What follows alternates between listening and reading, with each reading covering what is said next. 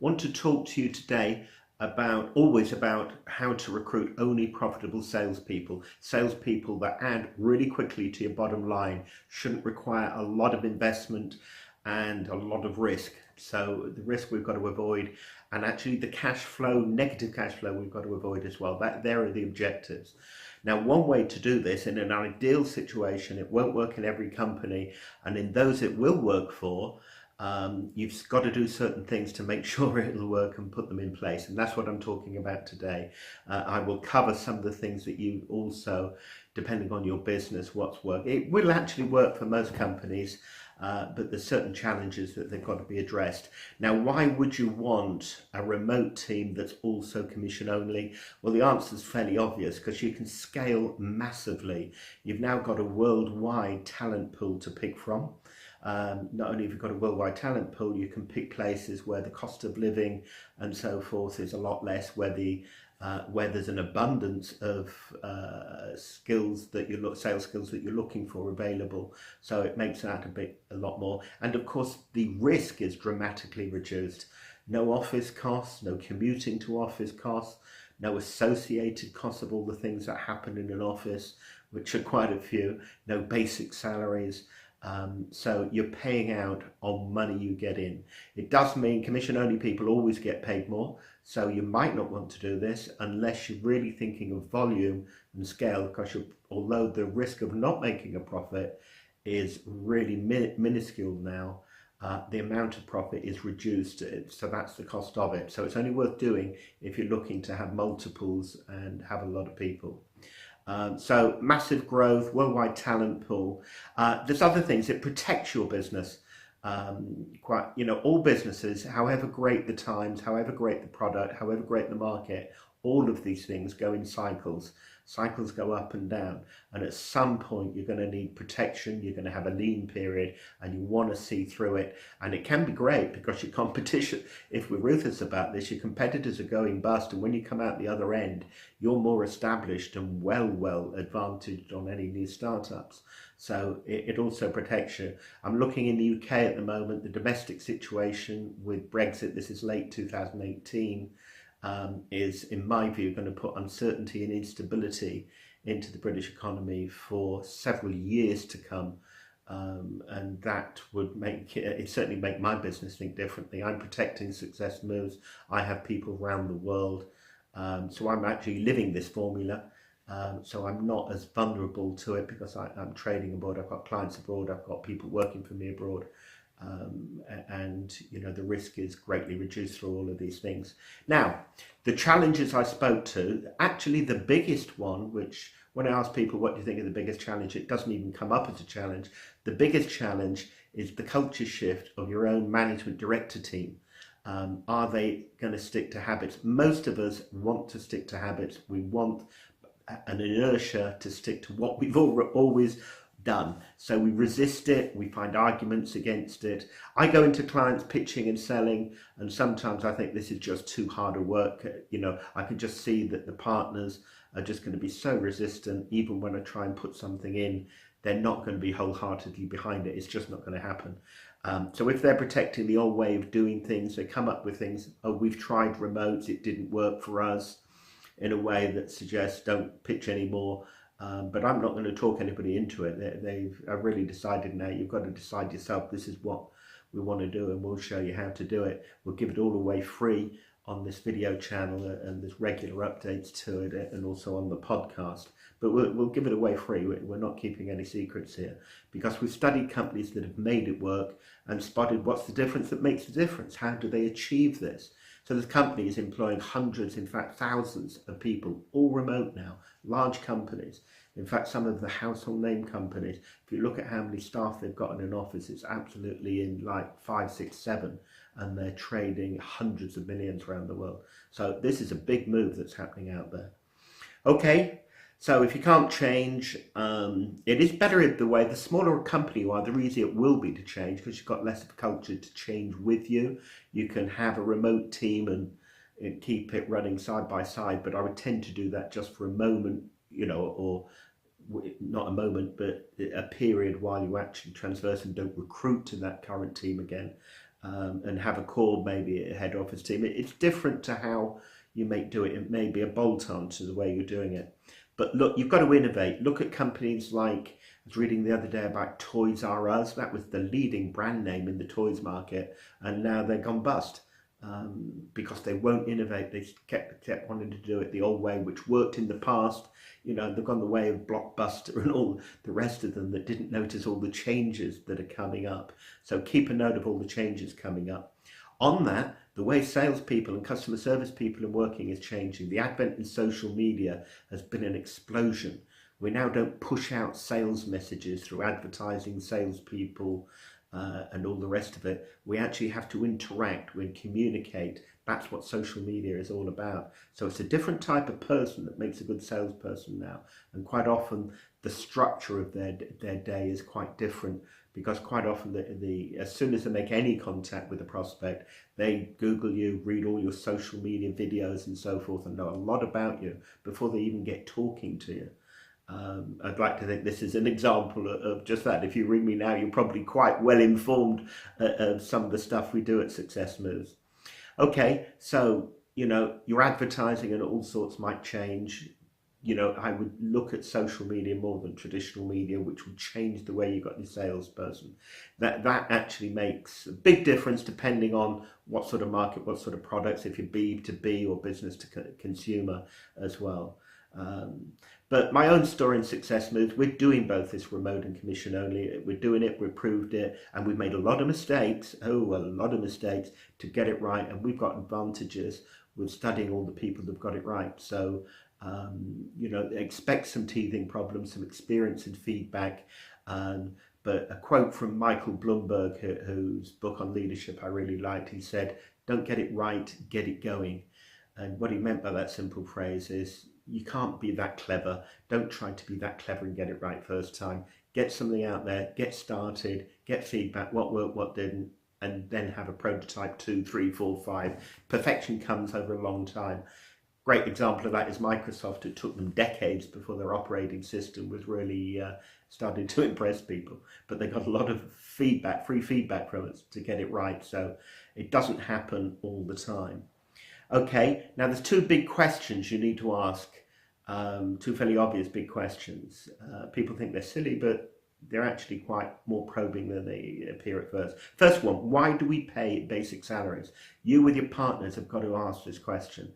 And you've got to ask, the questions like, normally I get something superficial at first before they start thinking a bit deeper. And start challenging some of the assumptions they're working on. Messages I get from that, we've got to have basics to protect the brand. Commission-based people won't protect the brand, and if they're remote, we won't be able to control them, so the brand's at risk. I find that pretty weak because I've seen a lot of people on basics destroy and generate a lot of complaints on brand. Minimum wage, yes, you should obey minimum wage. Commission only does not have any problem with minimum wage. Minimum wage looks at, in all the countries I've looked at, which is several, minimum wage is what would the average person in that job earn. And if you've been trading a few years, you'll have those figures. And if that's above minimum wage, that's fine. How it's paid is irrelevant. It's what the average person doing the average results should actually expect to take home. Okay, another reason for paying basics, so as to compete for new staff. You're paying 22 and your competitors therefore offer 23 to that hot candidate, so you then go 24. This is, yeah, you tend to get the wrong candidates doing it that way. If they're coming just for the basic, you'll probably get people, you know, basic, the more basic a salesperson has, the more off pressure. They want the higher basic because it takes pressure off them. Do you really want less pressure on your salespeople? You know, I don't think so. So I think that's a fairly weak one. And I do a whole series on why you should not compete recruitment with salespeople on basic salaries. In other areas that can come, but it's actually much more to what you should be offering than if you're reliant on the basic salary. There's something not that exciting about your company and its products and your management team and your vision and so forth. Okay. You can keep staff with the basic. It stops people like me, headhunters that is, ringing them and offering them a higher salary. Actually, I'd say that's not true. When I headhunt and approach people, and when I've done it in my career, not so much now, It's only the leader in that company can really persuade somebody to leave. It's when leadership is lacking that that person is vulnerable to a headhunt call. People stay in the job if they're happy, whatever they're being paid. So you have very happy, very well-run companies, and they're not paying top dollar to actually keep that people. So don't really go for that. It tends to be when somebody says, why do we pay basics? They haven't thought, and they've known that all their lives, and that's all they think, and they want to keep their own basic perhaps because it keeps pressure off. So you've got to challenge this and see for your company what would make sense. Now, the next fairly obvious question, which you've got to ask, is why do we have an office? I asked this a few years ago, or in fact my accountant actually got me to ask this question, and I came up with all the usual BS that a lot of my clients now do. It's what I'm used to. What do you mean you don't have an office? How do you get the buzz in the office? How do you motivate people? How do you have control? Leadership? What about team socials? Productivity issues? Accountability? Recognition, reward, competition, security, good customer service? I argued all of these things as why you need an office. Actually, all of those things you need to build into a remote team. So you take accountability. How do you make them accountable? Technology has helped. You've got to get them reporting in all their information. You've got to know what they're doing each day. You know, you've got to measure them to have any degree of productivity. The fact that they're remote's irrelevant. And, you know, you've got free Skype and all sorts of things for conference calls, and CRNs that are sophisticated now, all sorts of things where you can keep control on that, doing it. Okay, so you can arrange all of those things in some way, and you have to build that infrastructure in there. Now, still everybody, when they want to go for this model, wants to rush into recruitment, which is great for me because they ring me up and want to pay me money to recruit a staff, and I say, you know, I just see that long term they're going to recruit staff, I'll be paid, and then it'll all go pear-shaped. You've got to have all of these infrastructure and place it. You've got to know that your support infrastructure is there, otherwise you're going to learn the hard way. To some extent you're going to have to trial and error because anything new has got to be put into place and tested. You know, but you've got to overcome those resistance to change. And when the management team is 100%, and if you haven't got 100% in the management team, you're going to have a problem with the staff. You then got to move over to it. So forget recruitment for now. Think of recruitment as the last thing when you're ready. Too many people want too quickly recruit. Oh, we need more sales. Let's get salespeople in. You're not quite ready for the sales. You have to address all of those things, the control issues of the remote team and commission-only team. You can't control them or threaten them by taking away a basic now. So you've got to really motivate them, inspire them, and that I cover on other videos as some of the tips, particularly with remote people and commission-only people, which is different, which I cover elsewhere. Okay.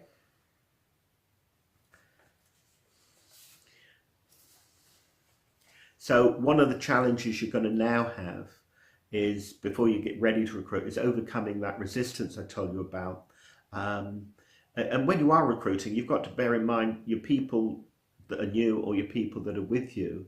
Some of them are just not going to make good remote workers. It just is outside of their DNA. They're not self-disciplined enough. It tends to take people that are quite self-disciplined, quite independent, can work without a lot of direction and supervision. And that's a bigger challenge. If you say to people, how do you feel about working independently? And you're fine. Well, how come you've not set up your own business then and you've been an employee all your life?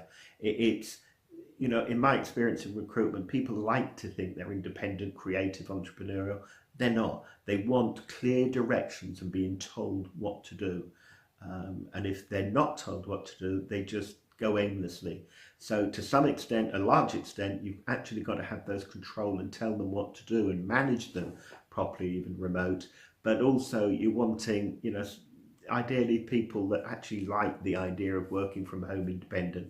You know, oh my God, that would be fantastic. I wouldn't have to commute. I could get an extra 2 hours working each day. My productivity, my commission would be higher because I'm getting an extra day's working each week without making any extra effort. I'm saving on the commuting, and they get excited about it. If you have to sell it, you probably got the wrong person.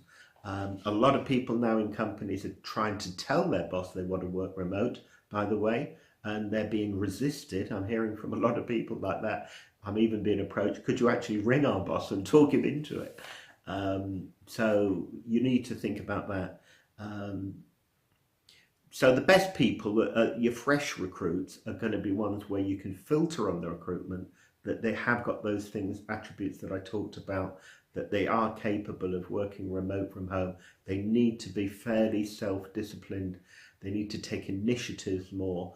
But the more structure you put in, the less you're requiring from them, and therefore your bigger talent pool you can pick from to control these people. They're still not being paid if they're not making any results, but you'll be surprised how many people are actually quite content to just drift on and get paid very little for doing very little.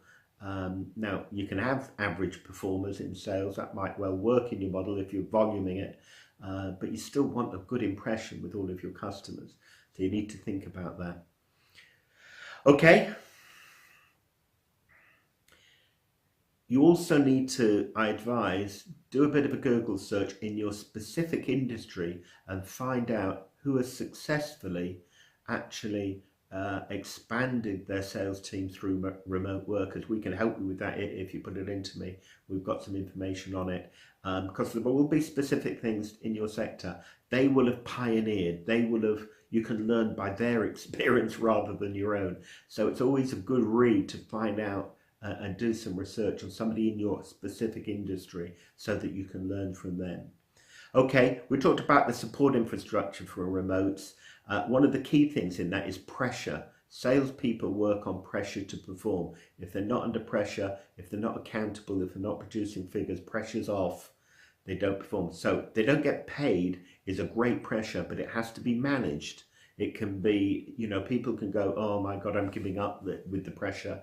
The pressure has to motivate them to move, not to inaction. And that takes some management skills. Managing and motivating remotes is different to an office-based staff. And again, that's a big subject which I cover elsewhere in different videos. But you've got to measure them. You know, if you can measure it, you can achieve it, and you've got some feedback of what's happening and what, more importantly, not happening. And this is something that you need to do. You still need to set targets and so forth. I would have an online sales board. So all of those things, like I know when I started in sales, my name on the sales board of who'd done what, and I just had to be the top of it, and I was, mainly because that was my main motivation, to actually be seen as the top biller in the company. So a lot of people so put that in, have an online sales board. All of these things can all be done online and quite open. I know people who work from home have 2 computers, one that has this stuff playing all the time. Okay, and you can have all sorts of support. One of the things that we found has really worked with remotes is buddying. So they get somebody else who's actually there who can buddy for them. So that is really good. Okay, that's all I want to talk about today.